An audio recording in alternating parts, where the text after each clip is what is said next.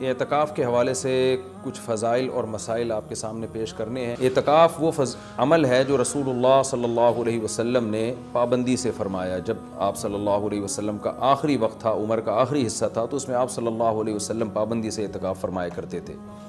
دنیا کی ہر قوم میں اعتکاف کی عبادت رہی ہے۔ جو بت پرست لوگ ہوتے تھے وہ فَنَظَلُّ لَهَا عَاكِفِينَ، قرآن کہتا ہے کہ وہ بھی بتوں کے سامنے جو ہے وہ ادب سے اور اس خاص قسم کی ہیئت بنا کے بیٹھ جایا کرتے تھے۔ تو جب اسلام دنیا میں آیا تو اسلام نے ہمیں بتایا کہ ہم نے اگر عبادت کے لیے اپنے آپ کو باؤنڈ کرنا ہے تو ہم صرف اللہ کے لیے کر سکتے ہیں اپنے آپ کو باؤنڈ، اور وہ بھی مسجد کے اندر۔ تو نبی صلی اللہ علیہ وسلم نے مسجد میں اعتکاف فرمایا۔ اس وقت سے لے کے آج تک امت آپ صلی اللہ علیہ وسلم کے اس عمل کو فالو کر رہی ہے۔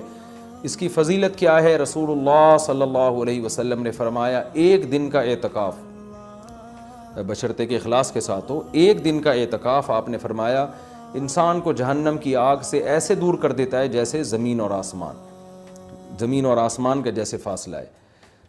تو اس عبادت کا بنیادی مقصد یہ ہے کہ انسان پورے سال دنیا کے کاموں میں مشغول رہتا ہے، وہ سال میں کچھ دن اللہ کے لیے نکالے۔ جیسے کوئی شخص ہجرت کرتا ہے اللہ کے لیے، اپنے گھر بار کو چھوڑتا ہے، تو معتکف بھی ایک نوعیت کی ہجرت کرتا ہے۔ وہ اپنے بیوی بچوں کو، اپنے اہل و عیال کو، اپنے رشتہ داروں کو چھوڑ چھاڑ کے اللہ کی گھر میں اور مسجد میں آ کے وہ پڑھ جاتا ہے۔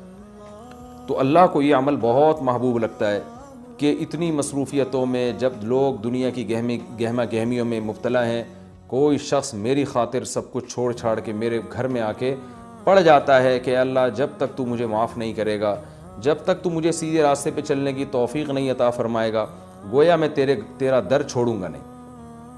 تو اللہ کو یہ عمل بہت محبوب ہے، اور پچھلی امتوں میں بھی کسی نہ کسی درجے میں یہ عمل مختلف شکلوں میں مشروع رہا ہے۔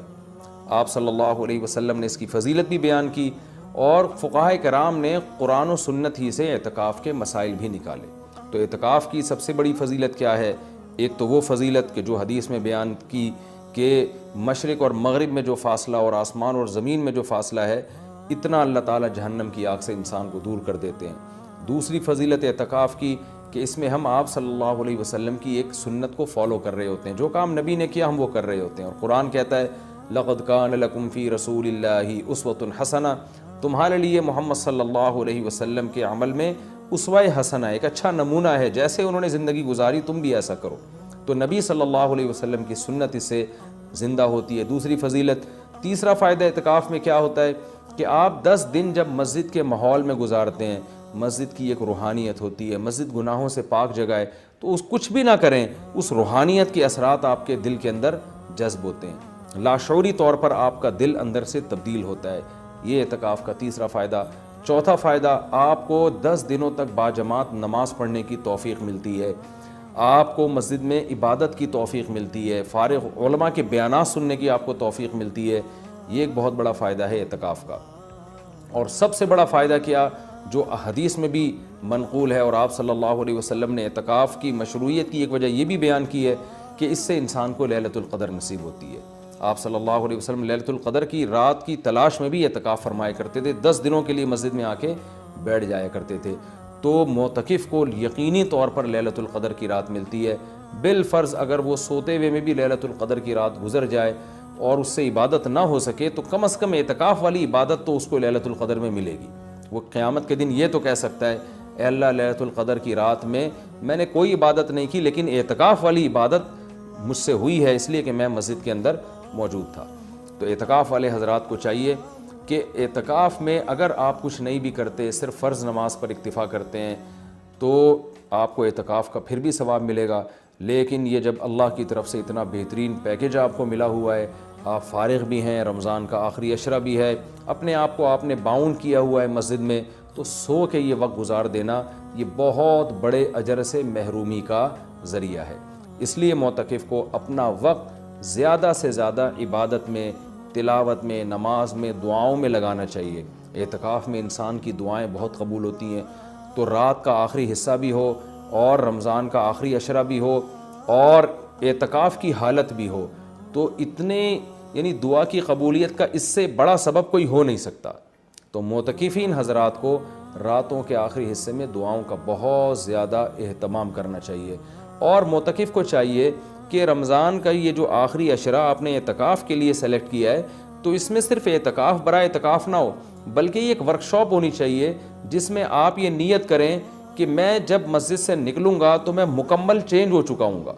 اگر آپ کی داڑھی نہیں ہے آپ اعتکاف میں نیت کریں میں داڑھی کٹانے سے توبہ کروں گا. اگر آپ سود کھاتے ہیں آپ نیت کریں میں 10 دن ایسے گزاروں گا کہ جب میں باہر نکلوں تو میں سود سے توبہ کر چکا ہوں. اگر بد نظری کی عادت ہے آپ 10 دن اعتکاف میں اللہ سے دعا مانگیں کہ مجھ سے بد نظری چھوٹ جائے اور یہ نیت کریں کہ میں اعتکاف میں نکلنے سے پہلے اعتکاف سے نکلنے سے پہلے اس لعنت سے توبہ کر چکا ہوں گا. اگر آپ کو دھوکہ دینے کی عادت ہے, بد اخلاقی کی عادت ہے, ماں باپ کا دل دکھانے کی عادت ہے, بیوی کا حقوق نہیں ادا کر رہے, بچوں کے ساتھ رحمت والا معاملہ نہیں کر رہے, اخلاق خراب ہے آپ کے, ان تمام بیماریوں سے اور ان تمام گناہوں سے توبہ کا فیصلہ کریں.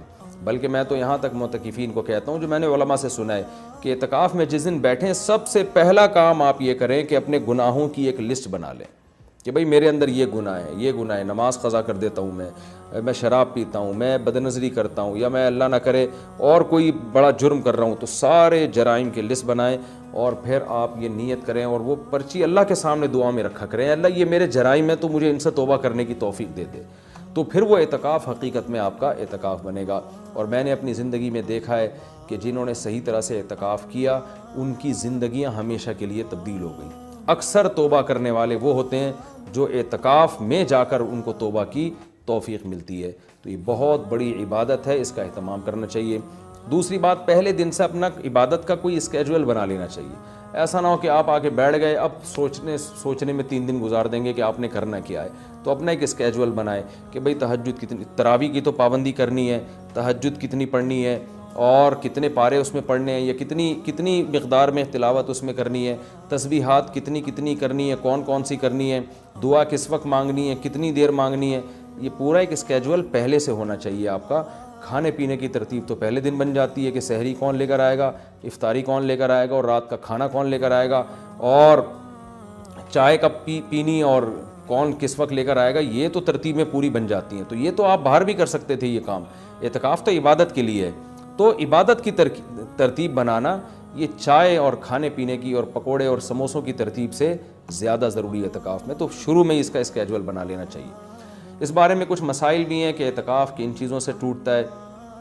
پہلی بات تو یہ ہے کہ اگر آپ کا روزہ ٹوٹ گیا تو اعتکاف بھی خود بخود ٹوٹ جائے گا. اعتکاف جب بھی ٹوٹے گا تو قضا 1 دن کی ہوتی ہے اس کی. جیسے کسی کا اعتکاف ٹوٹ گیا تو وہ اگلے ہی دن مغرب سے پہلے قضا کی نیت کر لے اور یہ نیت کرے کہ میں جو آج اعتکاف ٹوٹا ہے اس کی میں قضا کر رہا ہوں, کیونکہ وہ سنت اعتکاف تو اب اس کا ختم ہو جائے گا. وہ ایک قضا اعتکاف کرے اور پھر آگے نفلی اعتکاف کی نیت سے مزید دن اگر باقی ہیں تو مسجد میں بیٹھ جائے.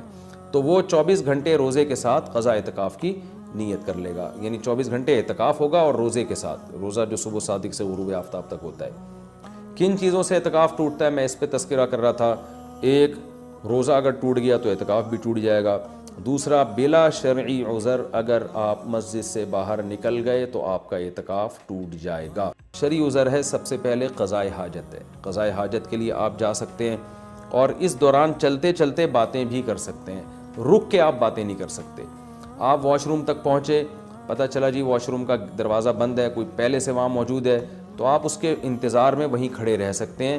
اس سے اعتکاف نہیں ٹوٹتا. وہاں کھڑے کھڑے آپ کسی سے موبائل پہ بھی بات کر سکتے ہیں, آپس میں بھی بات کر سکتے ہیں. ہاں, بندہ باہر نکل آیا اور پھر بھی آپ موبائل پہ لگے ہوئے ہیں تو آپ کا اعتکاف ٹوٹ جائے گا, کیونکہ اب یہ آپ کا کھڑا ہونا یہ شرعی عذر کے بغیر ہے. وضو کے لیے آپ جا سکتے ہیں. جب آپ وضو کے لیے گئے تو نل کا کھولا آپ نے, وضو کے دوران آپ بات چیت کر رہے ہیں, اس سے اعتکاف نہیں ٹوٹے گا. وہ الگ بات ہے وضو کے دوران بات چیت نہیں کرنی چاہیے, لیکن اس سے اعتکاف نہیں ٹوٹے گا کیونکہ آپ نے اس بات چیت میں الگ سے ٹائم نہیں لگایا. وضو کے دوران ہی آپ نے بات چیت کی ہے, وضو آپ نے پراپر طریقے سے کیا اور اب آپ وہاں بیٹھے بیٹھے وضو کی دعا پڑھ رہے ہیں یا کچھ اور پڑھ رہے ہیں تو اس سے بھی اعتکاف ٹوٹ جائے گا, کیونکہ پراپر وضو کرنے کے بعد آپ پر لازم تھا کہ آپ اٹھ کے مسجد میں آئیں. ہاں, جلدی وضو کرنا ضروری نہیں ہے. بعض لوگ وہمی ہوتے ہیں, وہ سمجھتے ہیں میں اعتکاف سے مسجد سے باہر نکل کے وضو کریں تو بہت اسپیڈ میں کریں. ایسا کچھ بھی نہیں ہے. تمیز سے, آرام سے, شرافت سے, اعتدال سے آپ وضو کریں, جو پراپر طریقہ ہے وضو کرنے کا. جب آپ وضو میں قلی کر رہے ہیں تو اس دوران آپ ٹوتھ پیسٹ یا برش بھی کر سکتے ہیں مسواک کی نیت سے. ہاں وضو کرنے کے بعد الگ سے پھر یا الگ سے ٹوتھ پیسٹ یا مسواک کرنے کے لیے مسجد سے باہر جانا، اس سے اعتکاف ٹوٹ جائے گا۔ وضو کے دوران وضو ہی کی نیت سے یہ کام کیا جا سکتا ہے، تو اس سے اعتکاف نہیں ٹوٹے گا۔ اسی طرح اگر کسی کے لیے گھر سے کھانے پینے کا انتظام نہیں ہو رہا، کوئی لا کے دینے والا نہیں ہے، تو وہ مجبوراً کھانا کھانے کے لیے بھی باہر جا سکتا ہے، کیونکہ یہ کھانا بھی انسان کی بنیادی ضرورتوں میں سے، آپ ہوٹل سے کھانا خریدنے کے لیے مجبوری میں جا سکتے ہیں اور لا سکتے ہیں۔ غسل کے لیے، فرض غسل کے لیے تو اعتکاف سے باہر نکلنا بالکل جائز ہے۔ سنت غسل کے لیے جو راجح قول ہے، جو دلیل کے لحاظ سے قوی ہے، اس کے مطابق سنت غسل کے لیے آپ اعتکاف کے لیے مسجد سے باہر نہیں جا سکتے، چاہے وہ جمعہ کا دن ہو یا کوئی بھی دن ہو۔ راجح قول بہرحال جمہور کا قول یہی ہے، اگرچہ کچھ علماء دوسرے قول کے بھی قائل ہیں، لیکن جو راجح قول ہے، جو جمہور کا قول ہے، جس پہ فتویٰ اب تک دیا جاتا رہا ہے، وہ یہی ہے کہ آپ غسل نہیں کر سکتے۔ ہاں یہ ضرور ہے کہ اگر آپ واش روم میں گئے اور وہاں کوئی غسل کا بھی انتظام ہے، جیسے اٹیچ باتھ روم ہوتے ہیں، تو جتنی دیر میں وضو کرنے میں ٹائم لگتا ہے اتنی دیر میں آپ اگر غسل کر لیتے ہیں تو آپ کا اعتکاف نہیں ٹوٹے گا۔ اور ظاہر ہے یہ جب ہی ہوگا جب بغیر صابن کے آپ غسل کریں، جلدی جلدی کپڑے اتار کے بس پانی بہائیں، جتنی دیر میں وضو کرتے ہیں اتنی دیر میں، تو وضو ہی کی نیت سے آپ غسل بھی کر لیں تو پھر اعتکاف نہیں ٹوٹے گا، لیکن اگر آپ نے ٹائم لگا لیا تو ٹوٹ جائے گا۔ گرمیوں میں بہت بڑی پرابلم ہو جاتی ہے، پسینے کی بدبو لوگوں میں آ رہی ہوتی ہے، تو ایسے موقع پر اگر کوئی مسجد میں ایسا انتظام کر لیا جائے کہ مسجد ہی میں کوئی ایسا ٹب ہو جہاں بیٹھ کے کوئی نہا لے اور مسجد گندی نہ ہو، تو اس کی بھی گنجائش ہے۔ یا صرف سر دھو لے، اور سر تو دھویا جا سکتا ہے، آپ مسجد سے سر تھوڑا سا باہر کریں اور پھر کوئی شخص پانی ڈال کے یا خود ہی آپ پانی ڈال کے اپنے سر کو دھو لیں صابن سے، تو یہ بھی جائز ہے۔ پاؤں آپ کے مسجد کے اندر رہنے چاہیے، پاؤں اگر مسجد سے باہر نکل گئے تو اعتکاف ٹوٹے گا، پاؤں اگر مسجد کے اندر ہیں تو اعتکاف نہیں ٹوٹتا۔ یہ بھی اعتکاف کے کچھ بیسک مسائل تھے۔ اعتکاف کے دوران آپ کسی کے جنازے میں جانے کے لیے مسجد سے باہر جائیں گے، اعتکاف ٹوٹ جائے گا۔ کسی کی عیادت کے لیے مسجد سے باہر نکلیں گے، اعتکاف ٹوٹ جائے گا۔ لوگ کر رہے ہوتے ہیں یہ کام، جی وہ اللہ معاف فرمائے نانی کا انتقال ہو گیا، چاچا کا انتقال ہو گیا تو ہم جا رہے ہیں، تو بھائی نہیں جا سکتے آپ۔ جس کا بھی انتقال ہو گیا اس کے لیے یہیں بیٹھ کے آپ دعائے مغفرت کریں، اور ان کا جنازہ اگر وہیں آ جاتا ہے تو مسجد کے اندر بعض جگہوں پہ صفیں بنتی ہیں، جنازہ باہر رکھا جاتا ہے تو ٹھیک ہے، مسجد سے باہر آپ نہیں جا سکتے۔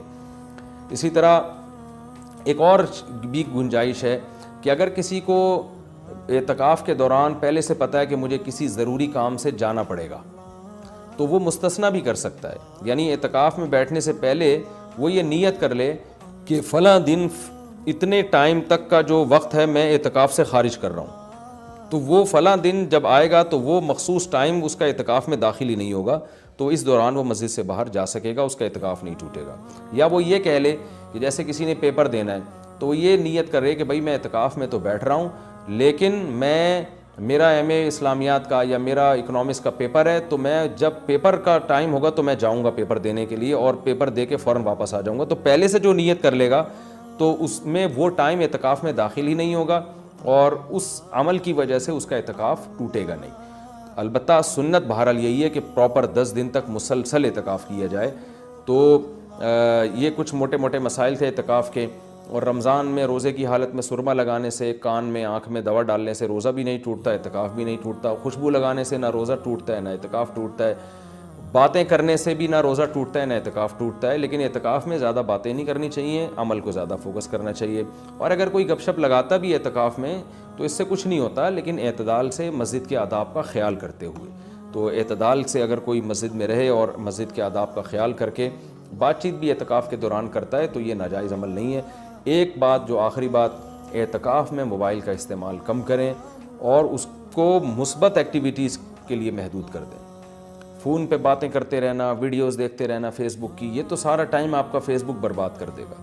کوئی کام کی علمی بحث دیکھنی ہو تو ایک الگ بات ہے، لیکن ویڈیو گیم اور ان چیزوں میں اعتکاف کو برباد کرنا یہ بہت بڑی محرومی کی بات ہے۔